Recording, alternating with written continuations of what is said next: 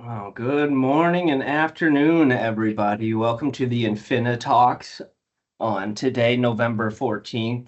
We are letting everybody in, so give us a second here and we'll get started in just a minute. We want to give a chance to everybody to get in that's been waiting in our waiting room to get in. So as people are coming in, I just want to set a reminder that this is going to be about a 30-minute talk, and it's going to be presented by David Pacer and myself, and we'll introduce ourselves here in a little bit. But I do want to ask that you can raise your hand throughout the presentation, but we will be answering those questions at the end of the presentation just for time permitting, because I'm sure some of you are at lunch and want to get on with your day.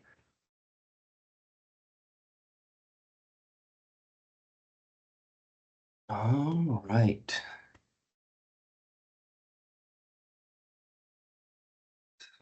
Think now is a good time to get started. As a reminder, please mute your mics. We will be watching that, but David and I will be having our mics on and off. But if you could, please mute your mic so we have little interruptions. But welcome to the InfiniTALKS. This is the wrapping up the end of the year planning. So we have some tips and tools of the trade that we want to go through with you. So my name is Blake Workman. I'm a financial advisor here at Infinitas. I joined the Infinitas team in 2019 as a paraplanner, now financial advisor and lead educator for some 401ks that we have as well. And joining me is David Pacer. Morning, everyone. I see a lot of familiar names joining. I see some unfamiliar names. So if you're guests on today's presentation, welcome. And thanks for sharing some time today. Hopefully you're going to walk away with some very valuable tips. All right. So we are here to talk about what we can do in the last 48 days of the year. It's crazy that we're already there, and we always say, oh, this year went by so fast. So I want to take a time to take a look back at our previous 317 days before we get into some strategies that we can do for the rest of our 48 days.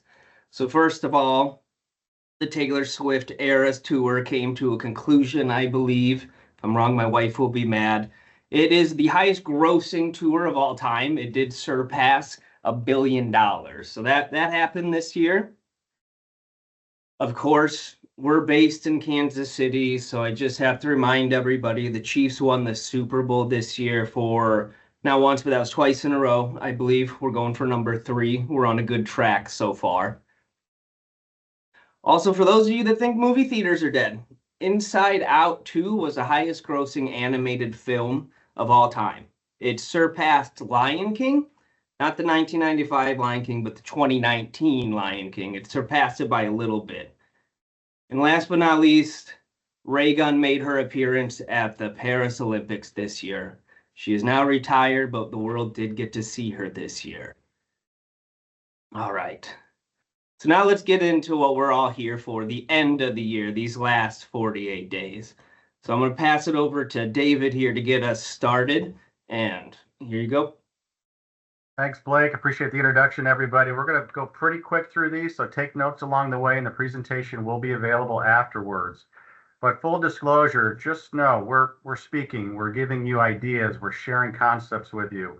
We don't want you to take this and just run out and do a bunch of stuff on your own.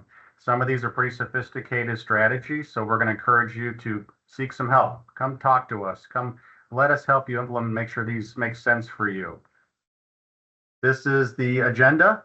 The first one is maximizing tax deductions. So we're going to talk about ways that you can contribute on a tax deductible basis. RMDs, those are required minimum distributions. For those of you old enough, you have to start taking money out of your retirement accounts. We're going to talk about how to give money from qualified retirement plans. So we call that qualified charitable distributions. Very tax efficient way to give money. Blake's going to take back over and talk about the Tax Cuts and Jobs Act that is expiring here in about 13 months. So we've only got 13 months to take advantage of the current and next year's tax rates, which actually are going down. So there's some good ways to take advantage of this. We're going to talk about non-qualified investments and how you can do some year-end tax planning in those accounts. We'll talk about some ways to give money, tax efficient way to give money. And then lastly, go over how important beneficiary reviews are. So let's jump into the first one here. Blake, thank you. So maximizing tax deductible contributions. You still have until the end of this year to do this. So very common ones are 401k plans. So if you have 401k available to you through your employer, you can save $23,000 tax deductible. If you're older like me, if you're over 50, you can save another $7,500. We call that a catch-up. So if you think about it, for a married couple this year, if you both max out your retirement plans, you can save over $60,000 tax deductible. That comes right off the top before you pay taxes. A little new catch-up, what we call super catch-up contribution, coming here in the beginning of 2025. If you are fortunate enough to be between the ages of 60 and 63.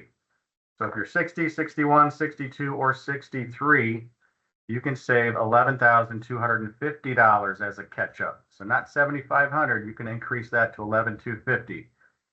It's kind of a weird way that they say it, but as long as you're in between or one of those ages by the end of 2025.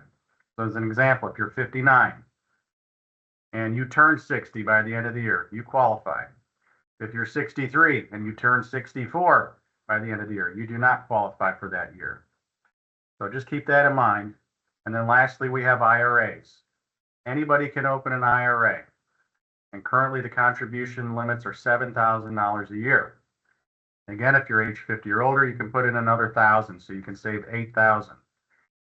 Depending on your income and your eligibility for this may be a tax deduction for you. But there are some income limits, so let us help you with that. But if you're eligible, you may be able to deduct the full $8,000 on your tax return. So great ways to shelter money. Okay, next one. This is probably my favorite, and it's not utilized near enough as it should be. HSA or health savings accounts. So this is a way that you can save money, but it is tied to a high deductible health insurance plan. So check with your employer and see if they have a high deductible health insurance plan. If they do, then you can open up an HSA. This is probably arguable the best investment there is. Why is it the best? Because it's triple tax free. You put money in, tax deductible. It grows tax deferred. It comes out tax free. We call that triple tax free. There's nothing else out there that offers triple tax free benefits. So some would say, hey, contribute to your 401k up to the match because that's free money. Maximize your HSA, then go back to your 401k and max out. You can see the limits for contributions, single $4,150, or as a family, $8,300 a year. Beauty of HSAs is the money rolls over. So once you put it in, if you don't use it, you don't lose it. These will continue to roll over. And if you're age 55 or older, you can save another $1,000. So that's $9,300 a year if you're age 55 or older, triple tax free. One thing I learned about these yesterday that I did not know during a presentation that I attended, that Amazon actually has an HSA site, platform, whatever you want to call it, that just type in Amazon HSA and it'll show you all sorts of medications and things that you can use your HSA or FSA for. And it's really a good benefit of, they keep expanding it, of men, razors, air conditioning, all bunch of stuff they've added to this HSA. So these are really good tools to use, and you get that triple tax-free benefit.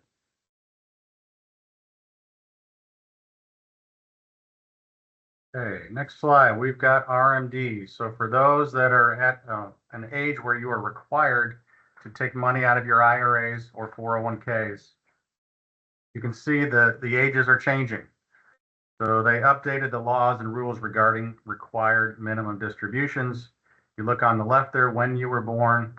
If you were born 1960 or later, they're planning on increasing that retirement required age up to age 75. Right now, we have a lot of clients that are in that 73 range. Many of you out there may be taking already when it was back to 72. So just know things are changing, but you want to make sure that you take these required minimum distributions out by the end of the year. Otherwise, there is a pretty swift penalty of 25%.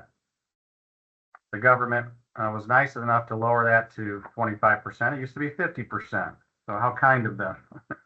Just know the first required minimum distribution you need to take, you can actually punt it up until April 1st of the year following the year that you turn the required age.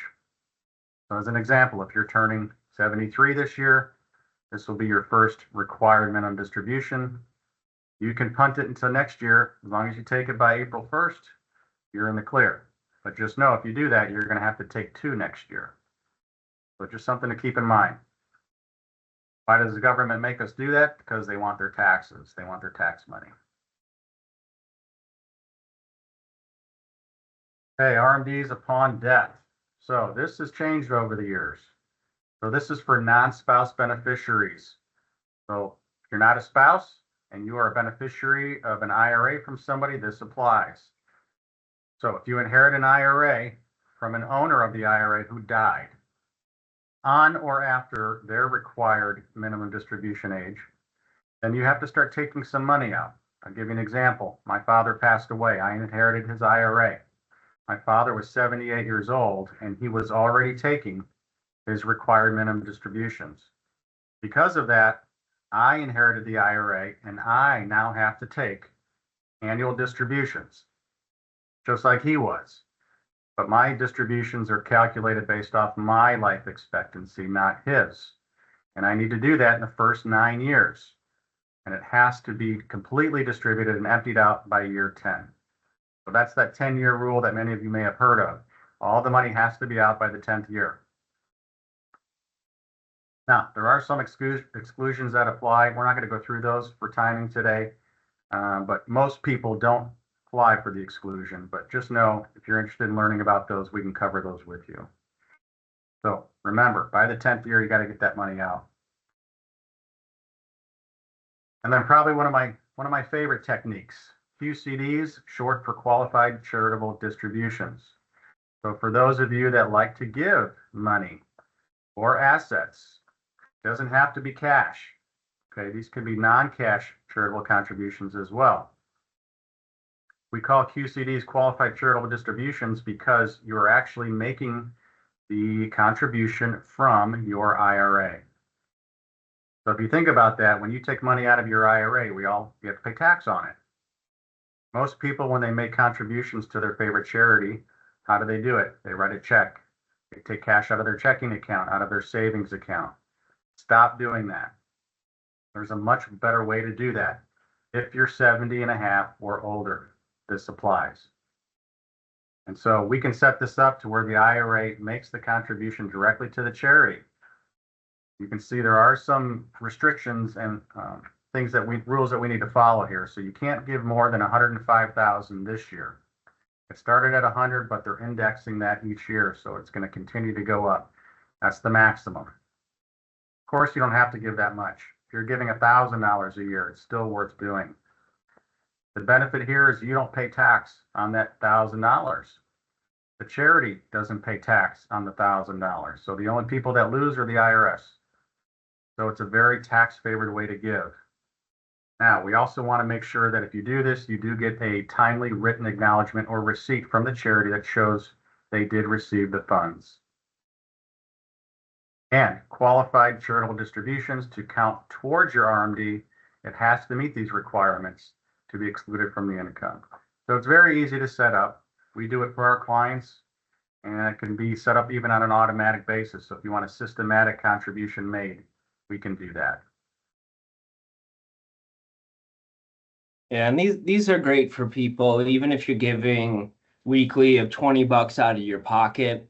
There's a way that we can do it directly out of your IRA, and like David was saying, give you that tax cut. Because if you're giving $20 a week or all of it in a lump sum, chances are that nonprofit doesn't care which way it gets it there, and it benefits both sides the same.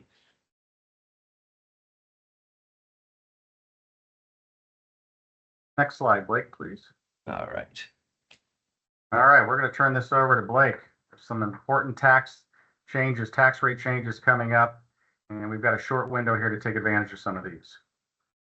Yeah, so let's first talk about Roth conversions, and why even every year we want to take a look at this, because there's a couple main things of Roth conversions that help us. One, we can leverage taxes of taking advantage of lower taxable income years and really diversify your assets in retirement to not have only IRA dollars, but also have some tax-free dollars in a Roth, maybe some non-qualified money that'll hit on as well. But Roth conversions are great to take advantage of in these lower taxable years. So maybe you retire halfway through the year and only had a paycheck for half that year. Well, maybe we want to take a look at doing some conversions at a lower tax bracket, and I'll walk through that here in a minute. But the main thing that are about Roth conversions that are different from contributions, they are based on the calendar year. So the deadline to do Roth conversions is December 31st of the year.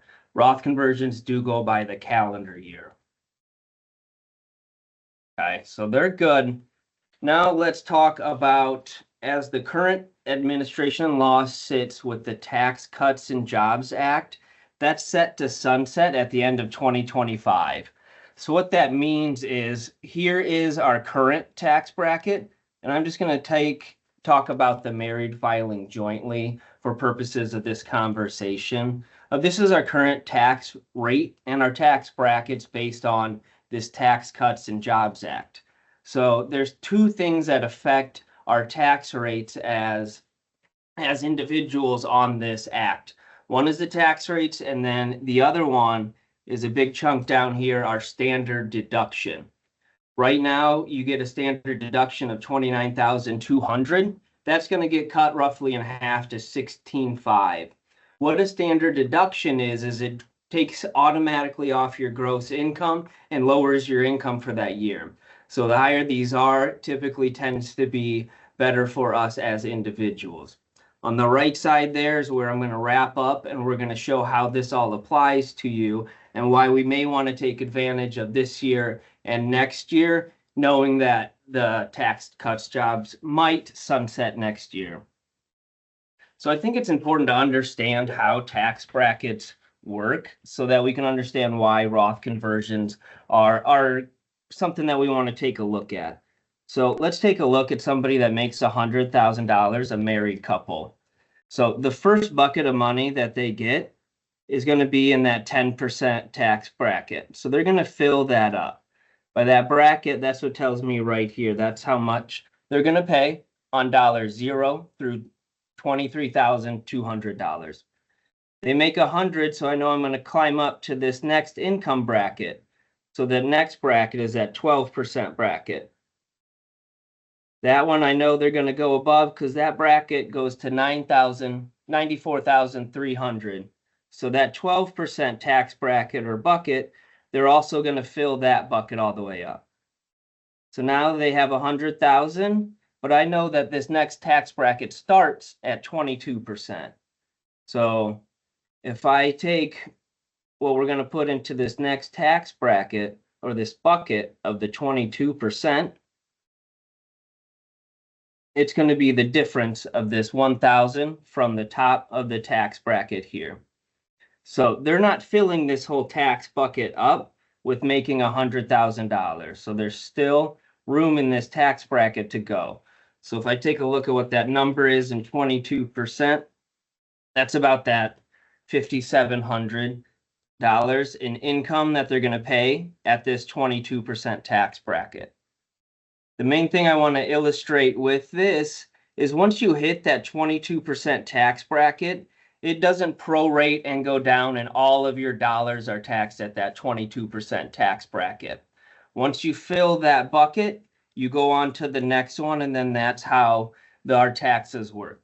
Again, this is very, very simplified, so always consult with a tax advisor before taking these and your InfiniTALKS advisor. But now that I explained how our taxes work, what about an example where a Roth conversion would come into play? So that's where, let's say, this couple makes $60,000 a year.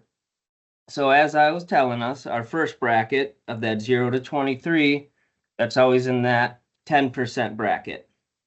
So I know they're going to fill that bucket all the way up. But this bucket 2 of 12%, they're only at 60,000. Where I know the top income of that 12% bracket is $94,300. So if I take a look, they're filling this tax bracket only to $60,000. That gives me some room in this 12% bucket. So I can pay a 12% tax rate potentially on this difference of 34,300. So that's the idea of a Roth strategy of once you hit these buckets to go ahead and what if we go ahead and fill the whole bucket and pay at a lower tax bracket. What I find that's often overlooked, and Blake, we run into this all the time. These brackets, folks, remember, this is your taxable income, not your gross income. So you have to look at what your income is after your 401k deductions, after your health insurance premiums come out, after your standard deduction. So there's a lot of things that come off the top that get you to a lower number. Right. That's where this is very simplified on top level of just illustration purposes. So as David was saying, you get all those other deductions of 401k and things. That's also where the standard deduction comes into play. So what this all is wrapping it up of that $100,000 married couple that I have. This left column here is 2024. So they get that deduction of $29,200. So their taxable income, this $70,800 is what gets plugged into here because they're getting that standard deduction. So this is where, as we were looking here, this is their tax rate potentially for this year because they're going to go into that 12% bucket. Over here is 2026. So now we can see they're not going to get that large standard deduction anymore. So that increases their taxable income here by a substantial amount. So overall, in 2026, by making $100,000 with how our current tax codes are versus how we're foreseeing them coming, that'll be a difference of $3,333 in difference. And then also you can see of how it affects on different income levels.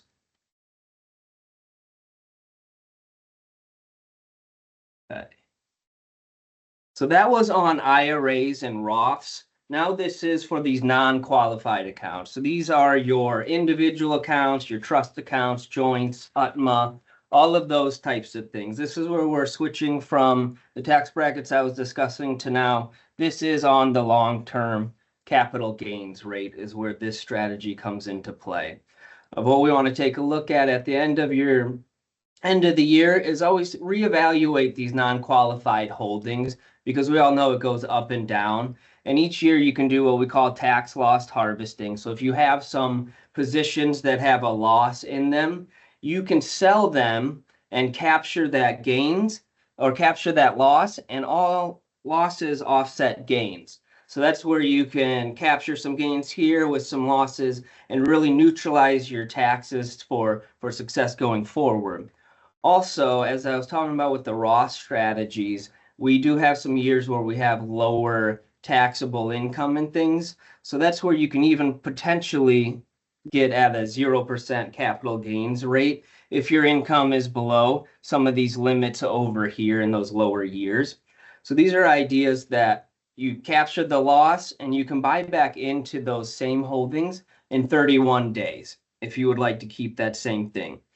And even if you don't have any gains to offset within your portfolio, a cool thing that you can do is even if you have $3,000 in losses, you can carry that forward for next year. So maybe next year you're going to have higher taxes or one of your stocks are going to do really well or you have a liquidation and you can use that $3,000 to reduce your tax bill on the income side. It's a great carry forward strategy that can get implemented for you in these non-qualified accounts.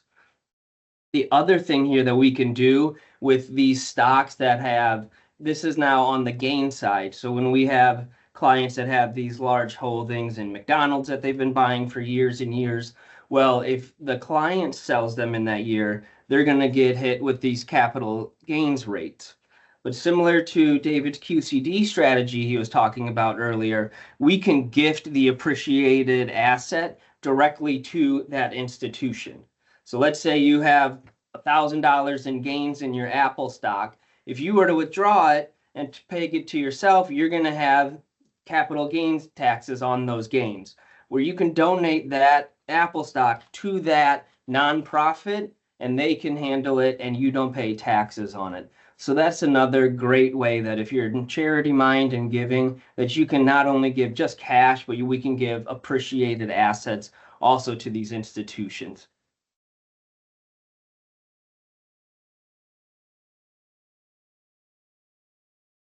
Here's the season of the end of the year, so gifting strategies. David, what do you have for us? Well, we're going to talk about something that nobody really likes to talk about, and that's called estate and gift taxes. So yet another tax we get to pay. Estate tax is sometimes often thought of as death tax. You probably heard that term before. This is where if something happens to you and you were to pass away, you have to value your estate. And if your estate is worth over the limits, which is a pretty big number right now, we're going to talk about that here, then you're going to pay a sizable estate tax. Now, you can't take the money with you, right? You can only leave it to a few different places. Your friends and family, the IRS, or charity. So just know this tax is voluntary. There are ways to get rid of it, but you need to do some planning ahead. And you can see the estate tax can be as high as 40%.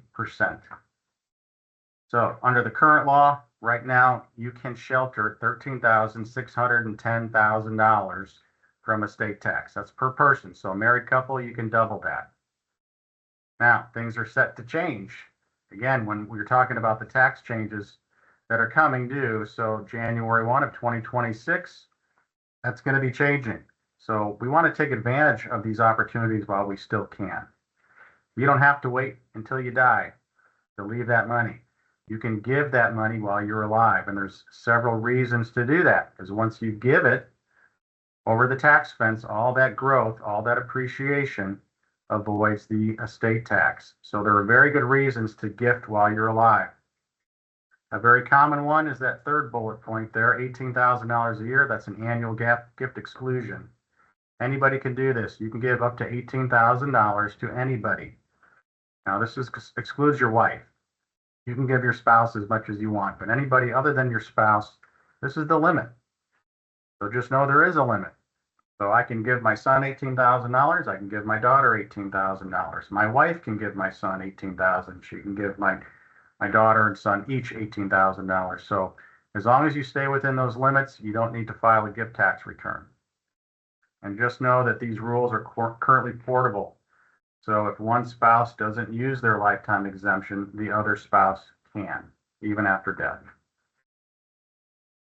Okay, next slide, if we could, Blake. This is going to show a little bit of the history on where the estate tax has been and where we are now. So you can see on the left, top left, going back to 1999, the estate tax exemption was as low as $650,000. You can see how it's changed over the years, where again, currently, we're over 13 million. So change is inevitable. It's going to continue to happen. Is it going to change again before 2026? Maybe. I'm a betting man. I'd probably say yes, but we don't know that for sure. So you want to do planning ahead. We don't know what that number is going to be because in 2026, it's going to basically get cut in half. So don't wait for this sunset to happen and lose half of your exemption. If you're a high net worth individual and these asset levels match where you are, take advantage of these now. Don't wait until you die to give money. There are reasons to do it ahead of time. That's the main point here. Next slide, please. Here we go. So here's an example of why wait, right? Why not to wait? Consider making those gifts now. Right now, 2023, we're giving an example of giving $13 million because in 2026, it's dropping significantly. So there's a huge opportunity to make those gifts again now while you're alive. And if you do it now, you can see there's considerable estate tax savings in this example, over $2 million that could be left to your family or charities of your choice and not to the IRS. Okay, and then one last idea on gifting. So we call this lumping our gifts together. And this is, a lot of people don't know about this, but the rules have changed years ago. Just because you give money to a charity or your church, that doesn't mean it's tax deductible. In fact, most people cannot deduct their contributions to charity on their tax returns. Why can't you do that? Because you have to itemize in order to take that deduction. Well, most people can't itemize and come up with enough expenses to oversee the standard deduction. So what do most people do? They take the standard deduction and they're still giving to charities and their church, non-deductible contributions. So a way to get over that standard deduction limit to where you can deduct them is lump your contributions in 1 year. So in this example, somebody was giving $12,000 a year to their church. Well, instead of doing it 12,000, 12,000, 12,000, lump them all in 1 year. That's over the standard deduction, and you can deduct the entire contribution off your tax return. So we call that lumping. Very easy to do. And then just a couple last minute things. These are easy ones, but often overlooked. Make sure your beneficiaries are accurate. Okay, I'll share a story with you, and you've heard these. We met with a gentleman who was divorced 5 years ago. Talking with the gentleman, we started working with them. And right before they hired us, the gentleman passed away. And he still had his ex-spouse listed as his beneficiary, not his children. Beneficiaries trump wills. They trump everything. So just because you have a will that says everything goes to your kids or your spouse, it doesn't matter. What you have listed as a beneficiary trumps everything. So just remind yourself, go through this. Check your 401ks, check your life insurance policies, check your IRAs. Make sure they're all consistent. Budget review, it always amazes me how little time people put into budgeting and setting their spending for the year, or even just looking at the numbers. Now is a great time to do that. Look at your expenses, prepare for 2025. Even though inflation is down, some things are still very expensive, like groceries, right? Nobody likes going to the grocery store anymore. And then lastly, check your estate planning documents. If you have a will, if you have a trust, you have powers of attorney, pull them out, read them, especially if they're over 5 years old. You may want to make some changes to those. Now is a great time to do that. Don't wait for your next vacation and you're on the airplane telling yourself, oh, I should have done this before I got on the plane. That's when most people update their documents, but don't wait till the end, okay? It's easy to do. Okay, we're at the finish line. One thing I want to add on is budget's always annoying term for people to use. So I like to say, also look at a reverse budget is something that I say. What's your savings? When's the last time you looked at your contribution rate? Have you increased that in the last year? Did you get a raise that we didn't get in increasing your savings? Because just like on a budget of expenses and savings, your money's going somewhere that we need to capture where. Well, this was good. We got through everything in a little over 30 minutes. Yeah, not too shabby, especially David and I like to talk. So just recapping things again on that strategy of budgeting and your contributions.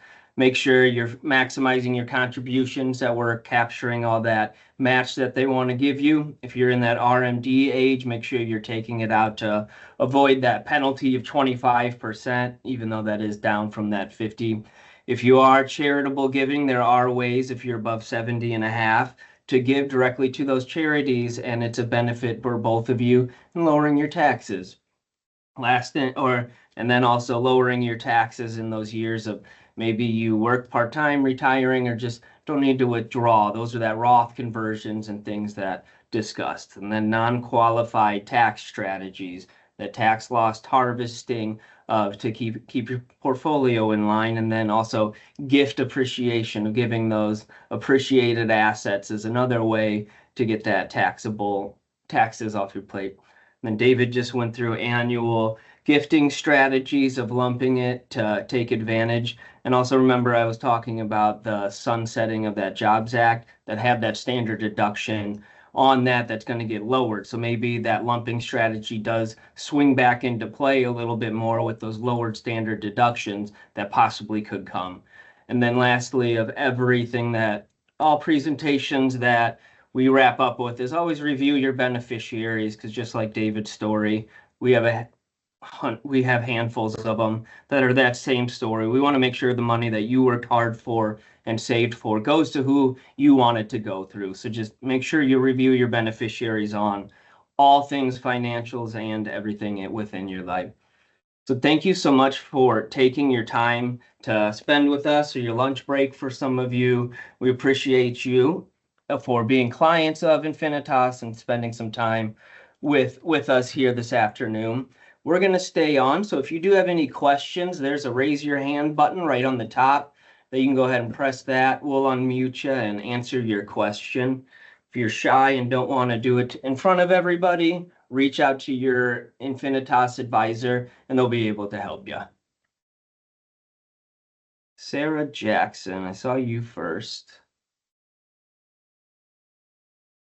Hello.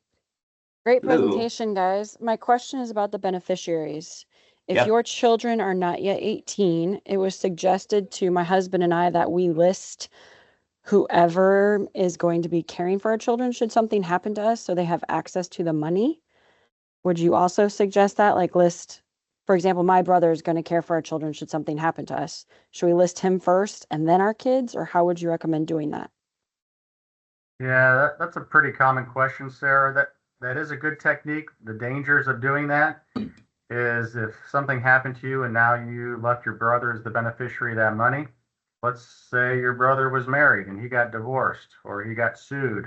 Those are technically his assets because you left it to him, even though that wasn't the intent. So even though listing a minor is not a smart thing to do, at least listing the minors will dictate that the money is for the minors, and whoever is listed as designated as guardian will be responsible for that money until the child reaches age of majority, which is 18 or 21, depending on the state you live in. Okay, so because you can order them. So list our kids first and then list the brother, or don't list the brother at all because he'll be their guardian. So ideally, yeah. Go ahead, Blake. So Sarah, when you list a child that's under the age of 18 as a beneficiary of your assets, then it does go over to the kids. They are just not of an adult age to take ownership of that asset. So then that's where it gets kind of parked into a custodial holding for whoever the guardian is of the kids to manage over that money for the child until they hit that age of 18 or 21, depending on the state. Thank you guys so much. Yeah, if you put it just straight as your brother as the primary, then it does go to your brother, and then that's kind of where it gets to my family won't do that. Yep. Put it into where you want it to go, because families do that. Thank you. Yep. Thank you both. You bet. Got David Potter raised a hand here. Yes, thanks guys for the great info. A couple very quick questions. The annual the lifetime gift, when that sunsets into 26, you gave an example of defaulting to 7 million. Was that just an example, or is that where the number is currently headed? Yeah, that's kind of what our expectations are right now. It's set to go down to 5 million with inflation. And so we've had inflation over the years. So we're estimating it's going to be between that $6 and $7 million. Okay, good. And then the other question real quick is on the lumping charitable gifts. You showed an example of 3 years. Is that the limit? Is that or was that just an example? That was just an example. You don't have to, you could do 4 years or 5 years, whatever you're comfortable with. The point was to gift over the standard deduction. Yep. And then you just have to designate that in your taxes? Correct. Okay, yep. Gotcha. Thank you very much. You're welcome.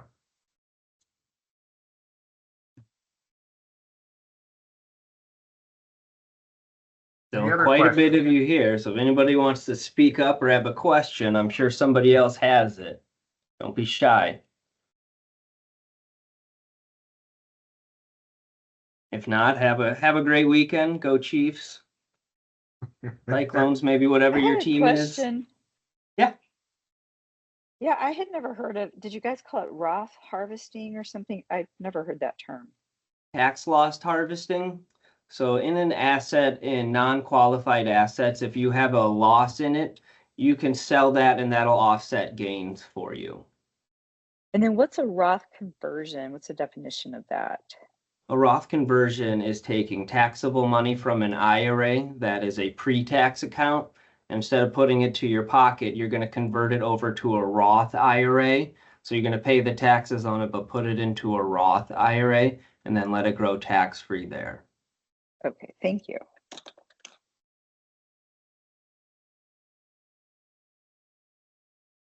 And they're definitely good strategies because also on top of doing Roth conversions, that does lower the pre-tax at ages where you may have more control over your taxability, where once you hit that RMD age that David was talking about, there's Uncle Sam telling you exactly how much you're mandatory to pull out. So if you lower your IRA in earlier years, that might be a way to benefit you in the long run with doing that strategy.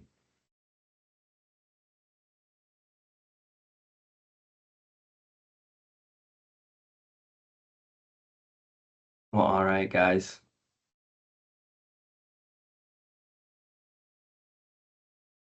Thank you both. That was great. Yep. Lori.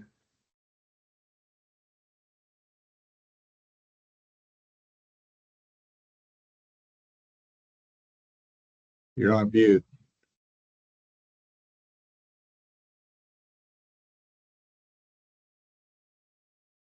There we go, Lori. So can well, I was trying to figure out how to unmute myself. My mind went blank and I forgot what I was going to ask. Sorry. That's okay. Oh, my husband's 70 and does he have to start withdrawing? Is he required to start withdrawing something? And is there a minimum amount that you have to start withdrawing? So he's 70 right now. Uh-huh. This is Not when yet, the RMD. but it's coming. He turned 70 in July. So what's his birth year, Lori? 54. So he'll fall in this category right here of 73. Okay. That's So where he's got a they few had, more years. yep. They had to confuse us of upping him and upping him, but he'll be at 73 is when they're going to start having him withdraw. Okay. Because I didn't want him to start withdrawing until I'm not working anymore. I mean, while I'm working, we have adequate income. But once I retire, then, you know, he'll Yeah. need to start withdrawing. So, Yeah, and they'll calculate that amount for you, Lori. You don't have to calculate it. There's a formula that's used. okay, who's going to calculate it? Whoever you have the money with can calculate that for you. So as an example, when we manage IRAs for people, we calculate that and we'll distribute the money to our clients and we'll even withhold taxes for them if they want us to. Okay. So it's just a matter of contacting an agent when we're ready to start withdrawing. And Yeah. then that's set up then. Yep. It'll get mailed to you as well to tell you what it is each year.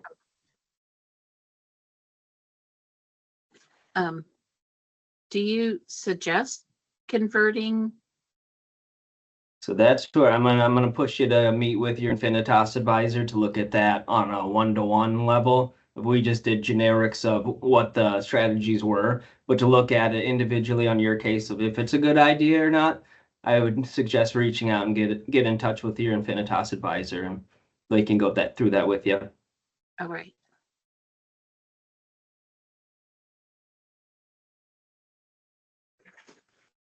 Thank you.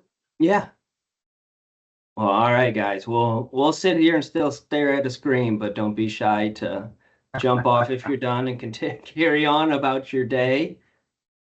But for those of you that'll be shy and wait till it dwindles down, we'll be here.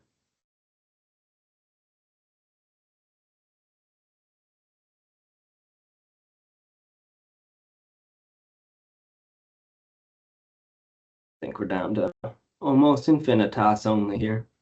I have a question. Who's going to win the Chiefs game? Who do they play this week? I don't even know. Oh, they're at the Bills. Shame on me. They're at the Bills. It'll be a good one.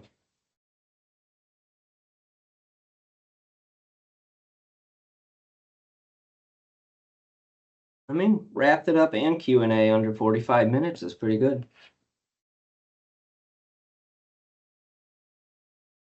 All right. I am going to close out. Everybody have a good day.